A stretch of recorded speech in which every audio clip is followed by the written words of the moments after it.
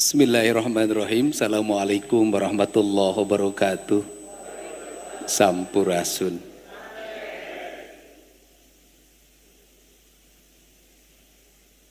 Bapak dan Ibu yang pada hari ini sudah mendeklarasikan diri menjadi ibu dari seluruh rakyatnya, yang terpilih menjadi bupati dan wali kota,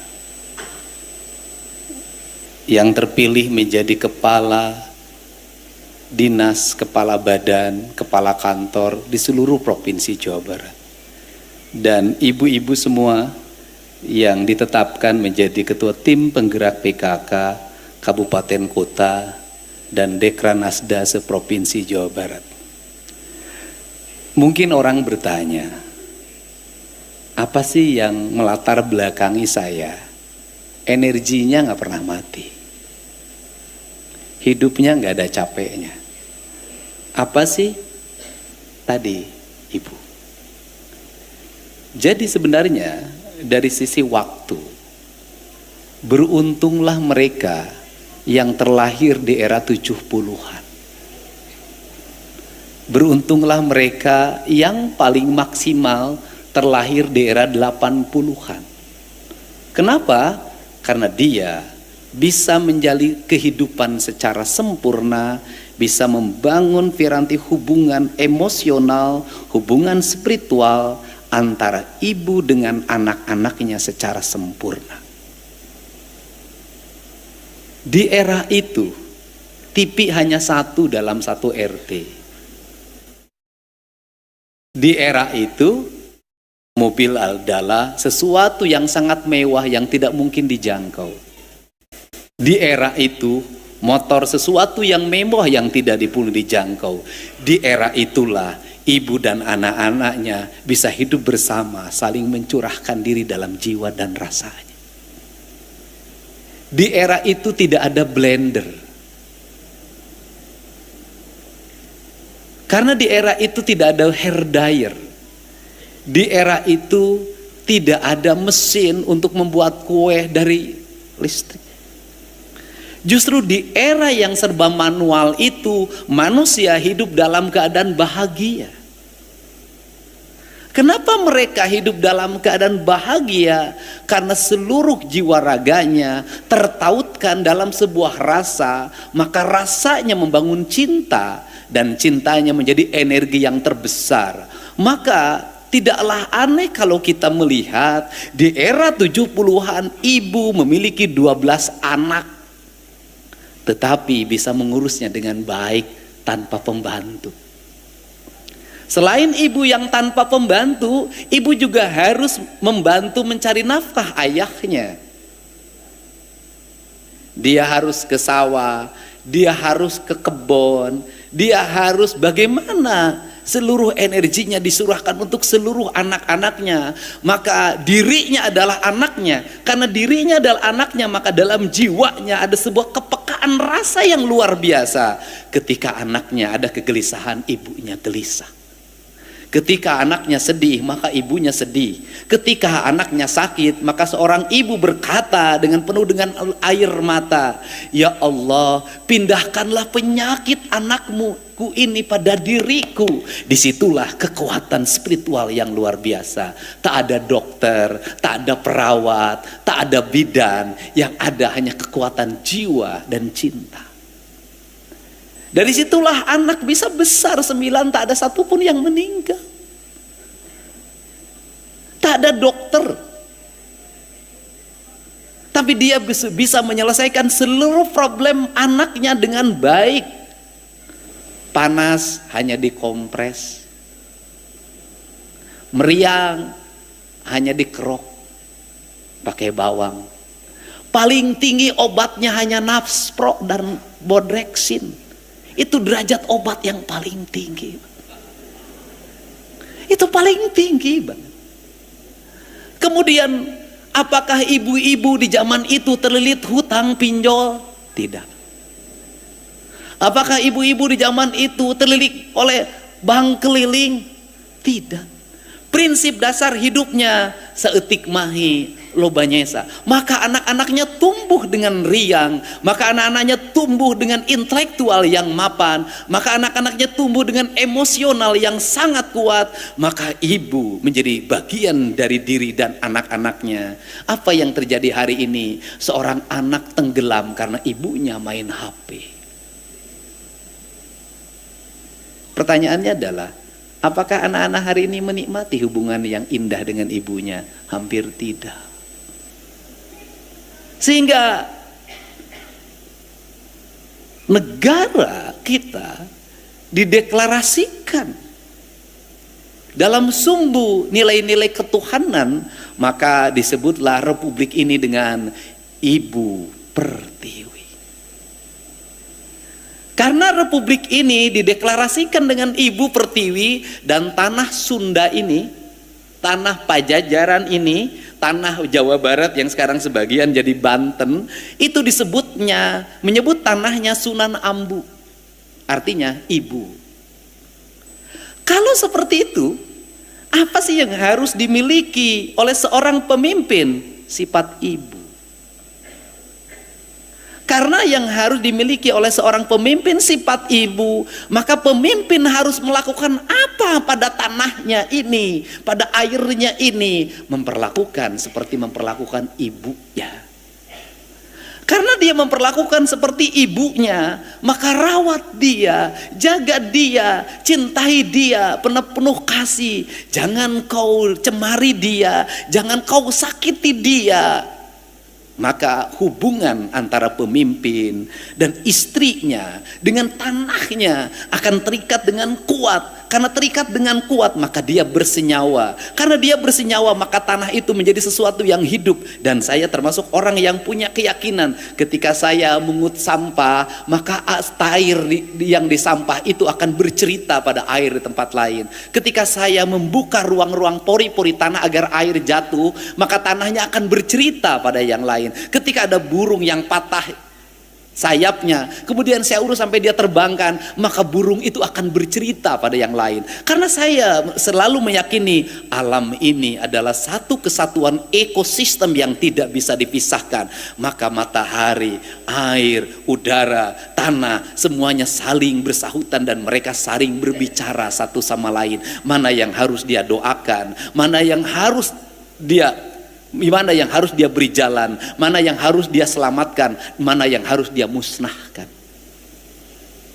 Kerangka dasar itulah yang melahirkan metodologi kepemimpinan. Sehingga ketika saya ditanya bagaimana cara melakukan pengelolaan keuangan negara, saya selalu mengatakan saya cukup belajar pada ibu saya, nggak usah belajar pada yang lain. Kenapa belajar pada ibu saya? Ibu saya anaknya 9. Sekolah SD pun tidak tamat, cuma sampai kelas 1. Tidak bisa baca tulis, tetapi dia bisa membesarkan ke-9 anaknya dengan sehat, tumbuh dengan baik. Tak ada satu jengkal tanah pun saya yang terjual ketika anak-anaknya saya sekolah. Berarti ibu saya punya kecerdasan yang sangat tinggi dalam mengatur keuangan. Maka uangnya diatur, kakaknya sekian, adiknya sekian, yang ininya sekian, yang ini kamu tidak boleh jajan karena kakak kamu mau naikkan kelas. Maka itu dilakukan. Maka dalam dirinya kuat banget bagaimana cara menyiasati anak ketika dia pengen jajan es. Ibu itu lebih baik anaknya menangis berguling-guling dibanding memberikan uang jajan untuk es. Ketika anaknya pengen beli mobil-mobilan, maka ibunya lebih baik anaknya berguling-guling menangis pengen mobil-mobilan. Ketika anaknya pengen kapal-kapalan, lebih baik berguling-guling menangis pengen kapal-kapalan daripada membelikannya. Kenapa? Karena dia harus bertahan, kakaknya harus bisa selesai sekolahnya. Maka pengelolaan keuangan negara juga harus begitu sama. Mana yang super prioritas, maka yang ini yang harus kita utamakan. Kebutuhan dasar rakyat. Kebutuhan dasar rakyat apa? Pendidikan, layanan kesehatan, layanan infrastruktur. Maka ini yang lain yang berguling-guling jangan dikasih, di demo biarin aja. Kita ini dulu, kenapa? Karena ini akan menjadi daya juang, daya jongkar ke depan. Apa? Kenapa kita tidak makmur-makmur? Kenapa APBD kita tidak bisa menjadi daya dongkrak? Karena dalam setiap tahun dibagi habis tanpa skala prioritas. Akhirnya apa? Kaluhur tesirungan, kahandap teu akaran. Prinsip dasar pengelolaan rumah tangga itu apa dalam kaidah ibu saya? Saeutik mahi loba nyesa. Karena saeutik mahi loba nyesa, maka ibunya menjadi seorang yang kreatif. Bagaimana menjadi seorang yang kreatif? Gak ada kata sekarang stunting.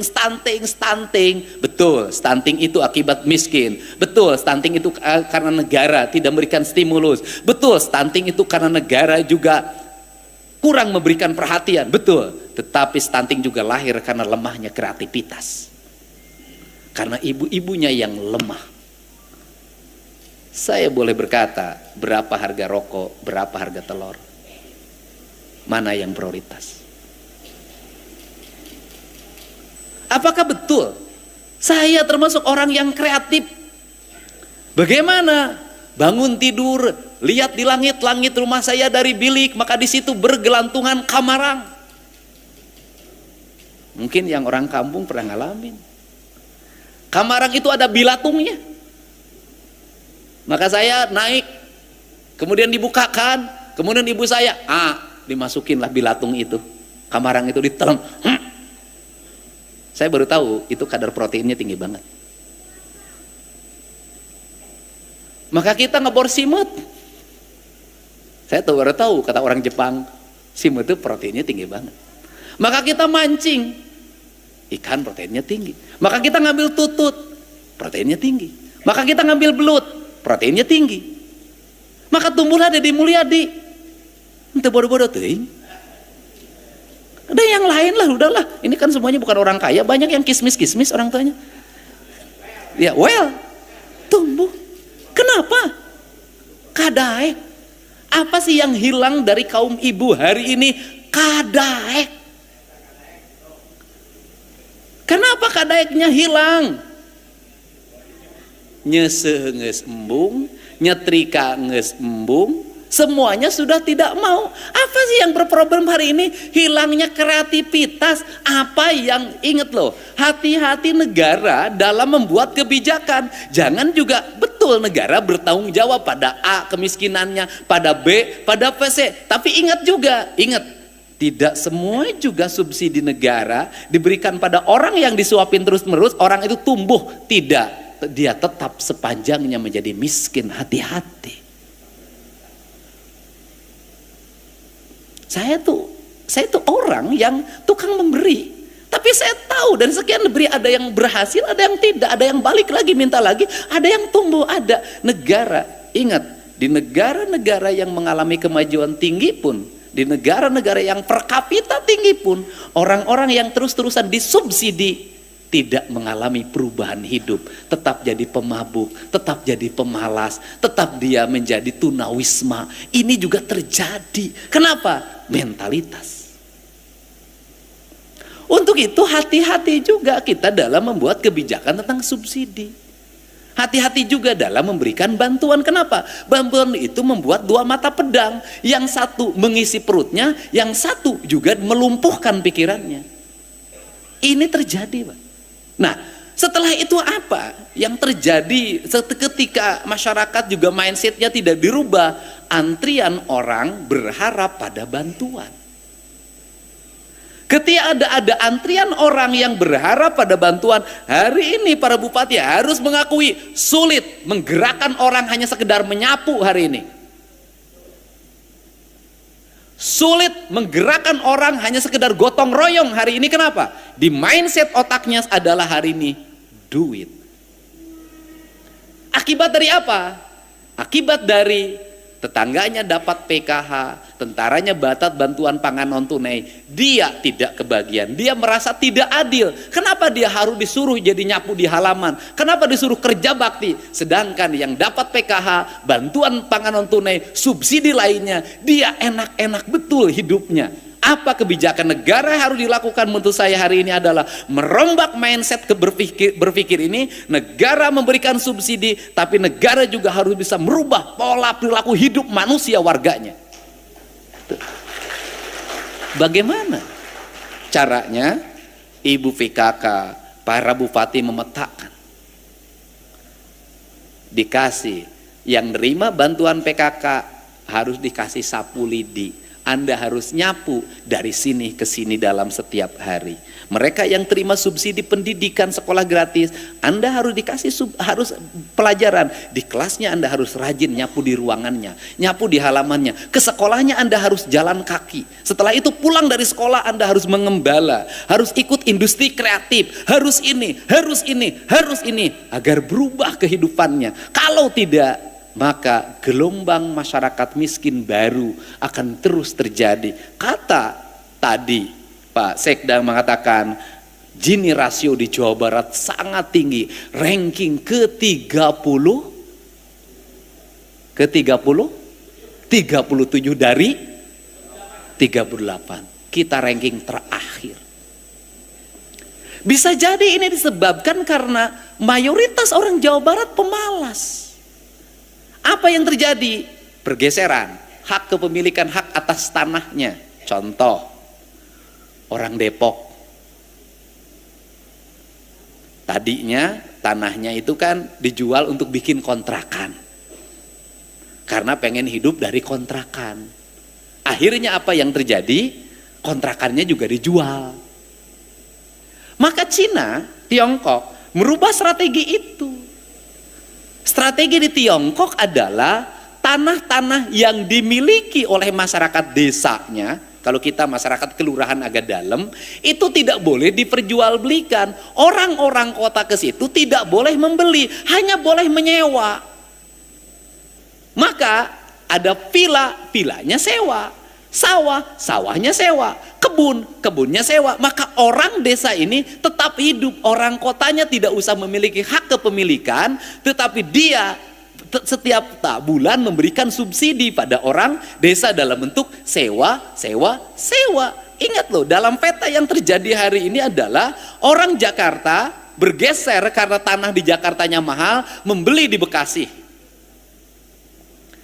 Karena di Bekasi tanahnya mahal juga, beli di Kerawang. Saya tahu tuh.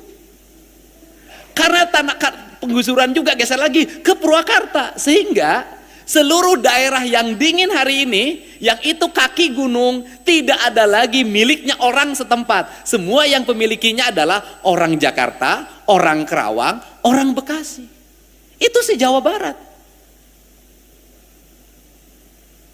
Nah, kalau seperti ini kan harus ada rumusan. Bagaimana kita merumuskan konsepsi pembangunan? Maka konsepsi pembangunannya harus dimulai dari mana? Pendidikan. Maka saya menerapkan pendidikan berkarakter. Pendidikan berkarakter apa? Merubah perilaku manusia. Apa yang harus dirubah? Anak-anak Jawa Barat. Yang mana yang menjadi sorotan Kang Deddy? Menengah ke bawah. Kenapa menengah ke bawah? Boleh Pak, silahkan riset. Hari ini terjadi kurva yang terbalik. Anak-anak orang menengah ke atas baik-baik. Orang tuanya struggle pada anaknya. Kalau nakal dikit masukin boarding school. Maka terbentuk jiwanya.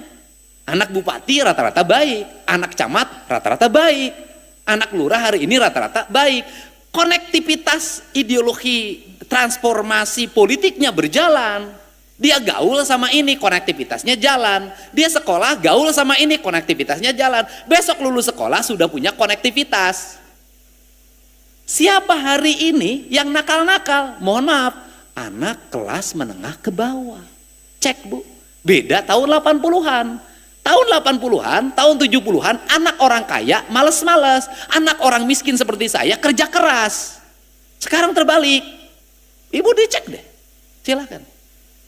Yang suka nongkrong di pinggir jalan, motor beber-betar, kelas ekonominya rendah. Yang saya selalu menemukan anak yang berkelahi, ditusuk, dibacok, pasti menengah ke bawah. Kan ini tantangan. Dan itu mayoritas. Nah, kalau ini nggak dirubah karakternya, kalau dari sekarang nggak dirubah karakternya, dibentuk karakternya dengan baik, diarahkan, dibangun konektivitas politiknya, disuruh puasa Senin Kemis, berat masa depannya. Kalau gelombang ini makin besar, maka akan menjadi gelombang politik. Ditambah dia ganas, ditambah dia barbar, maka angka kriminalitas akan tinggi, peredaran narkoba makin besar, kemudian nanti menjadi kekuatan politik baru, dan ini berbahaya, bisa ada revolusi yang dilakukan. Nah, untuk ini harus dirubah, Pak. Karakter. Jadi kalau saya ngomong bangun pagi sekolahnya 6:30, saya lagi merubah karakter anak Jawa Barat. Agar apa? Karena saya punya riset. Kalau masuknya jam 7:30 rata-rata kesiangan. Tapi kalau masuknya 6:30 itu rata-rata tidak kesiangan. Ini ciri. Kenapa? Karena kalau masuknya 7:30 maka dia santai dari rumahnya. Di jalannya macet. Karena masuknya 6:30 dia bangun pagi. Dan yang paling menarik di sekolah adalah siapa yang dari 6:30 itu yang suka paling duluan di ruang kelas, yang jarak dari rumahnya paling jauh. Kenapa Bupati gubernur mikirin itu? Karena bagi saya ini penting.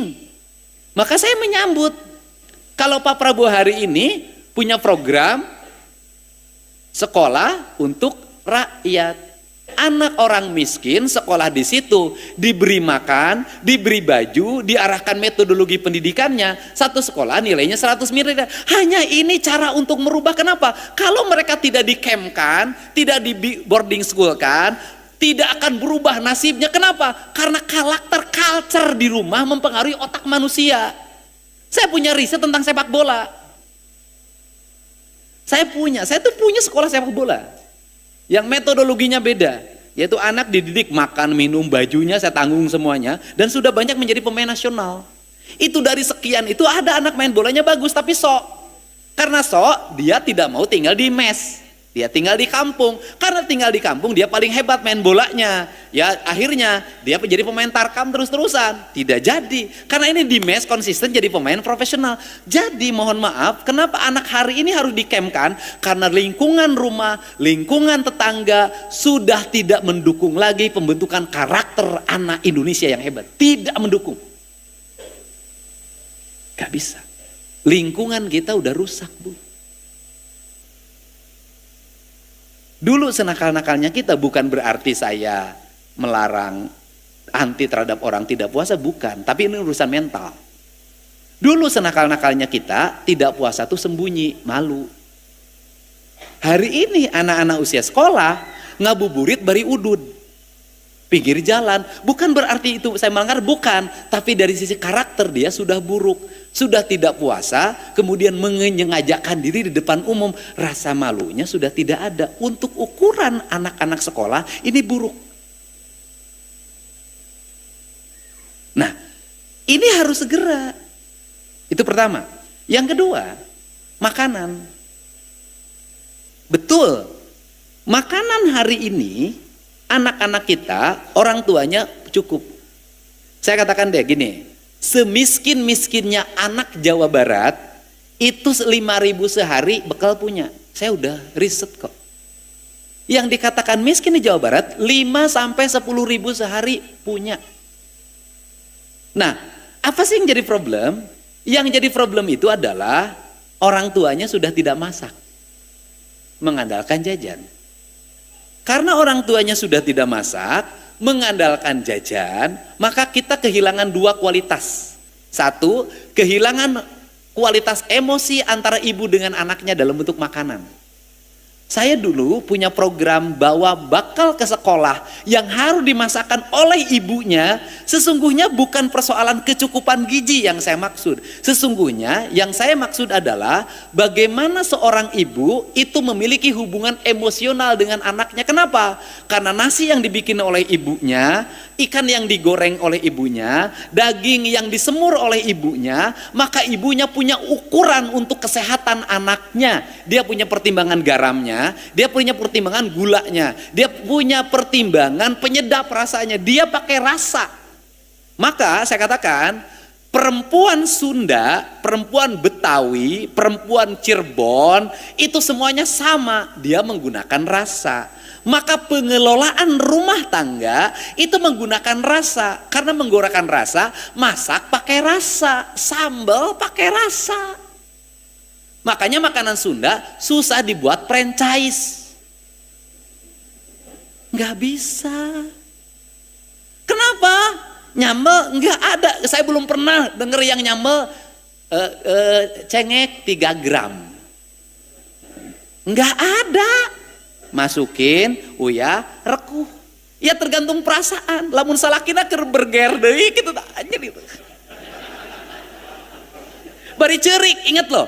Ibu kita dulu kalau disakitin oleh bapak itu menumpahkan seluruh perasaannya ketika masak. Kalau ibu-ibu sekarang menumpahkan perasaannya di TikTok. Dulu sambil masak. Bapak si ate teh balik-balik. Geus 2 poe. Leheng cenah aiku awewe mah mending bising ku rampok. Nah, karena rasa, maka di situ ada tumpahan. Maka anak yang ibunya mengalami derita terus-terusan karena sakit oleh bapaknya, itu mengalami pertumbuhan yang buruk. Kenapa? Karena masakannya itu doanya doa kesedihan. Sia kades ya, nu keur salakina beger sia mun anak siang lain. Itu doa kesedihan. Nah, karena dengan rasa, maka menyajikannya dengan rasa. Maka di situ rasa itu adalah tumpahan doa. Kalau bahasa saya itu adalah bahasa spiritual. Maka itu kekuatan. Maka masakan Sunda nggak bisa, Bu. Masakan Sunda di franchise nggak bisa. Nggak bisa. Ya, tukang sambalnya nggak bisa sambal di franchise, nggak ada, nggak bisa. Nggak bisa. Makanya masakan Sunda ketika dia franchise nggak ada yang enak kecuali yang aslinya. Nggak bisa. Beda dengan yang lain. Nah, karena tidak bisa, karena ini urusan perasaan. Karena urusan perasaan saeutik mahi lo biasa. Maka manajemennya pakai manajemen hati. Karena manajemen hati cenderung ada aspek-aspek yang irasional mistik. Itu loh. Itu bedanya. Jadi aya we jalan teh. Saya kasih tahu aja. Aya we jalan. Selesai. Nah, itu ada hubungan doa. Karena hubungan doa, anaknya, mohon maaf, ketika makan di sekolah, maka ketika membuka dia nasi, ketika dia membuka ikan, maka di nasi, di ikan, di sambal, itu yang tergambar adalah ibunya. Nah, kemudian melahirkan apa? Melahirkan kerinduan. Mereka yang lahir tahun 70-an, mungkin kalau yang ibunya ada, kenapa sangat pengen pulang mudik lebaran? Hanya untuk apa? Pengen makan lodeh ibu. Pengen makan sangu akel ibu. Pengen makan rendang ibu. Pengen minum air teh ibu. Dan sampai sekarang nuansa itu nggak bisa hilang. Maka beruntunglah bagi seorang ibu yang bisa masak dan bisa memasak bagi anaknya. Kenapa? Karena anaknya suatu saat akan ada sesuatu spiritual yang dia tidak bisa melupakan dan ingin bertemu. Ini penting. Nah, saya tidak berarti. Nah, kemudian apa yang didapat oleh anak-anak kita hari ini? Jajanan di sekolah. Kita tanya, yang jualan makanan itu di pikirannya apa? Doa untuk yang memakannya atau keuntungan yang ingin didapatkan? Karena keuntungan yang didapatkannya, mereka nggak berpikir kesehatan yang memakannya, pertumbuhan yang memakannya. Yang mereka pikirkan hanya satu, ada untung enggak dari yang dia jual. Maka anak kita sudah menjadi bagian dari yang dieksploitasi untuk sebuah kepentingan materialisme. Dan kita jangan mengorbankan anak-anak kita karena ini. Kenapa? Masa pertumbuhan mereka tidak akan pernah terulangi lagi. Penyesalan itu nanti. Yang berikutnya adalah sifat tegas. Hari ini orang tua tidak memiliki sifat tegas pada anak-anaknya. Orang tua kalah oleh anaknya. Dia kalah. Tidak tega. Saya selalu berulang-ulang, saya ini sering ditampar, saya ini sering dipukulin pakai sapu, saya ini sering dibanjur pakai air, saya ini kalau lagi malas baca maka bapak saya ngambil ember, kemudian kaki saya dimasukin ke ember, dikasih buku harus dibaca. sadis. Kemudian tedaya ka masjid diciwit. Ternyata keras itu, tegas itu melahirkan memori yang indah sampai hari ini. Kita berpikir andai kata waktu itu tidak mendapatkan ibu yang koret, tidak mendapatkan bapak yang tegas, saya tidak mungkin seperti hari ini. Bayangkan dengan ibu yang sekarang sudah ekonominya rendah, anaknya menekan, maka ibu hutangnya bertumpuk. Ini harus selesai, kelas ini harus dipotong. Dengan cara apa? Program makan bergizi, itu solusi. Tetapi program makan bergizi yang dikeluarkan subsidi bagi negara, oleh negara, per siswa dalam setiap hari, tidak akan berarti kalau budaya jajan anak sekolah tidak berubah. Kenapa? Dua-duanya jebol, duit negara jebol, duit keluarga jebol. Saya ingin apa? Ketika negara jebol duitnya, maka keluarga harus aman duitnya. Maka program menabung itu menjadi bagian solusi untuk masa depan. Gurunya harus tegas, orang tuanya harus tegas. Kenapa? Harus punya masa depan. Negara itu kan, kenapa misalnya saya mendorong infrastruktur harus selesai, sekolah harus selesai, puskesmas harus selesai, rumah sakit harus selesai, semua harus selesai. Karena harus ada batas waktu di mana kita tidak ngomong itu lagi. Harus ada batas waktu kita tidak bicarain jalan lagi. Ada batas waktu tidak ngomongin rumah sakit lagi. Ada batas lagi kita tidak ngomongin puskesmas lagi. Ada batas waktu tidak ngomongin sekolah lagi. Ada batas waktu kita harus mulai berinvestasi. Berinvestasi untuk apa? Ekspansi. Jawa Barat, sawahnya hilang, tetapi kita harus tetap punya sawah. Sawah kita di mana? Bisa jadi di Papua. Sawah kita di mana? Bisa jadi di Kalimantan. Sawah kita di mana? Bisa jadi di Sumatera. Sawah kita di mana? Bisa jadi Sulawesi. Kenapa? Kebutuhan pokok adalah hal yang mendasar. Pemimpin harus mulai ekspansi itu. Gak bisa terus-terusan begini. Belum tentu keadaan kita seperti ini terus. Nah, ini kan harus dirumuskan dalam kerangka ke depan. Sehingga di mana peran gerakan perempuan dalam PKK ini? Pertama, ini saya sampaikan ke Bupati Wali Kota sudah tetapkan, Provinsi Jawa Barat tidak akan lagi membuat lomba-lomba. Kenapa? Seremonial aksesoris. Bagaimana? Tidak lahir dari substantif, dipaksa. Bulurah kernaon itu bulurah, kieu bagi aya penilaian. Meni sibuk abdi teh. Kumaha ieu teh?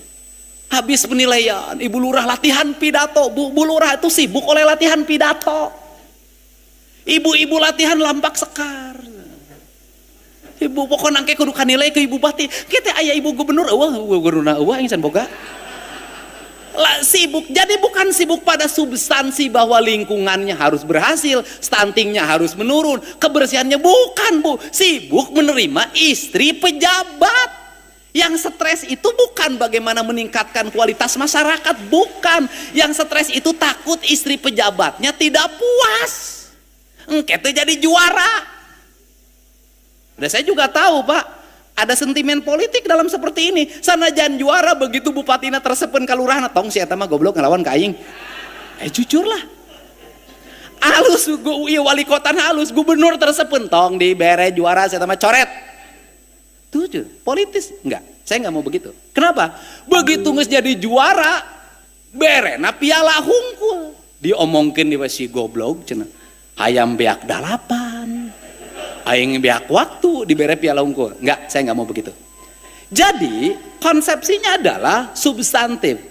Karena konsepsinya substantif, saya hanya akan menerapkan dua kategori. Akan saya pilih 3 desa istimewa di seluruh provinsi Jawa Barat dalam setiap tahun dan 3 kelurahan istimewa di seluruh provinsi Jawa Barat. Dan hadiahnya adalah 10 7,5 miliar dalam bentuk program pembangunan, 5 miliar dalam bentuk program pembangunan, 2,5 miliar dalam bentuk program pembangunan. Mual diberi duit. Cocok tak? Dimulai dari kecamatan. Juara kecamatan mendapat stimulus 300 juta dalam bentuk program pembangunan. Juara kabupaten 1 miliar dalam bentuk program pembangunan. Program. Sehingga saya ingin, bagaimana standarisasinya? Ya saya mau nurunin lembaga riset. Nanti yang nilainya bukan ibu PKK, yang nilainya adalah lembaga riset. Nanti dia bagaimana keberhasilannya, bagaimana keberhasilan menekan angka kemiskinannya, keberhasilan menekan angka gizi buruknya, keberhasilan sanitasi lingkungannya, keberhasilan keluarga berencananya, keberhasilan peningkatan ekonominya, keberhasilan menekan rasio GDP rasionya, semuanya lengkap. 10 program PKK itu akan menjadi standarisasi penilaian secara independen. Nanti akan kami umumkan desa terbaik dan desa terburuk di Provinsi Jawa Barat, ditampilkan dengan kepala desanya. Ditampilkan dengan ibu PKK-nya ku aing. Setuju nggak? Diumumin di TikTok. Inilah desa terburuk di Provinsi Jawa Barat. Ini kepala desanya, ini ibu ketua PKK desanya, ibu ketua PKK kecamatannya, dan ibu ketua PKK kabupatennya. Asupkeun ku aing. Gagal pembinaan anak. Kalau hanya yang bagus saja, Pak, ini kesalahan kita. Ini termasuk, mohon maaf para kepala daerah, jangan sekali-kali Anda mimpin apel, terus nu apel na kurang, terus nyarekan ulah. Naon sababna nu ngeunah mah nu teu apel. Go telat yang apelnya telat dicarekan. Bagaimana ASN ini pengabdiannya? Ai cek nu apel teh aing mah jaba datang pang isukna. Jaba dicarekan nu ngeunah mah teu apel lagi. Nah, jadi setiap instansi itu unit kerja nanti diumumkan pegawai terbaik dan pegawai terburuk kinerjanya di seluruh setiap unit kerja. Umumkan di TikTok. Pegawai yang terrajin dan pegawai yang termalas, umumin. Pegawai yang poligami, umumkan di TikTok. Kenapa saya dendam banget sama yang poligami, yang poligami pegawai negeri? Dendam Pak, teu sopan ka gubernur. Aing hiji ge encan sia nyanung.